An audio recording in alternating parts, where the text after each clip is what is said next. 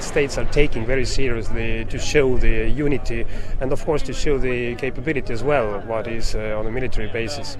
And F-35s are the most modern fighters, and this is the first time when the United States sending these fighters to Europe show unity on one side and the other side as well as the capabilities. So we are welcoming them and we are very happy about this.